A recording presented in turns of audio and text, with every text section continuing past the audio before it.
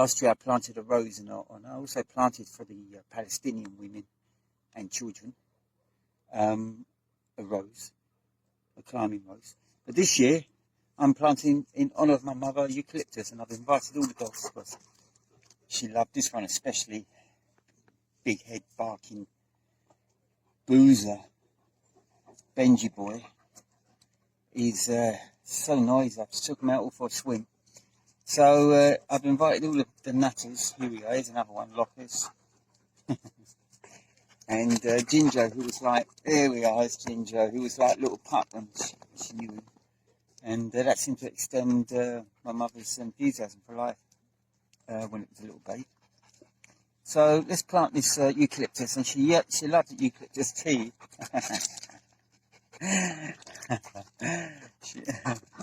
So I'm planting a eucalyptus. Yeah, this is normal. Right, here we go.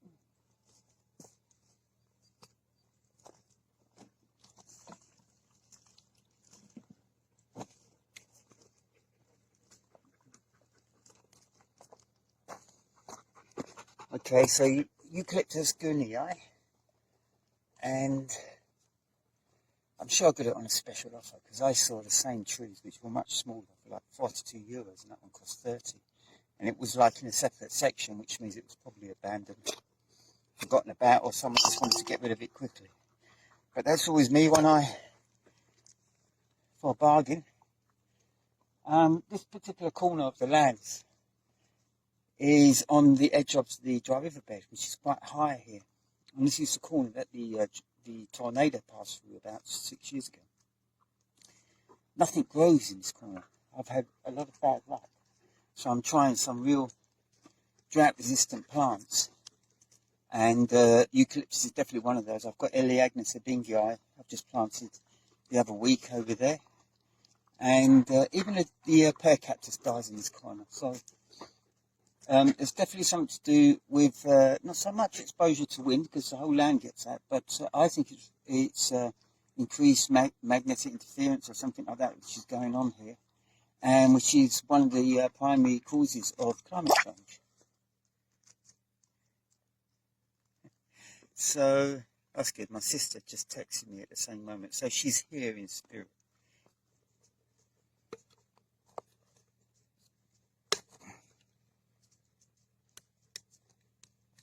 There. I've planted about 8-10 trees in her honour. This is what we become physically useful when we die.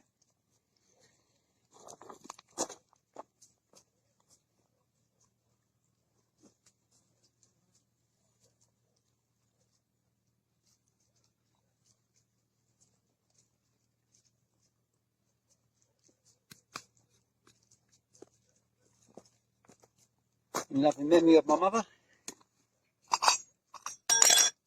I wish you could have seen some of the developments I've made on the farm since she's been gone. The last 2 years, I've almost been accelerating. And it wasn't because of the death. I was actually at a point of acceleration 2 years before she died. So there was definitely a sort of a sense of like premonition, or not premonition, prevision. That things must be speeded up for the time when eventually I would be here alone. Unless I find myself another partner instead of Dora, my lovely dog. Someone who can stand a compost toilet, dry compost toilet, cold showers, a little bit tough on the outside, as well as tough on the inside. Maybe sweet on the inside and bitter on the outside. Soft on the inside and hard on the outside.